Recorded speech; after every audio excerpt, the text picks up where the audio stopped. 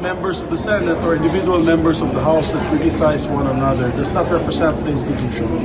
It does not represent the House of Representatives, nor does it represent the Philippine Senate. So, ang akin dyan is to be more circumspect. We have to work together to pass the budget.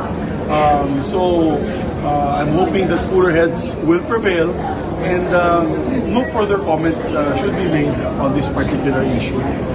Respetuhan na lang natin ang iba't ibang ahensya. In this case, our co-equal branch, which is the House of Representatives. Kagabi, we already agreed on a ceasefire. As a matter of fact, nakausap ko na rin si Congressman Defensor last night, and I told him, wag na idagdag yung sinabi niya, kung pwede, ano na lang. Did he agree naman? Pumayag naman siya.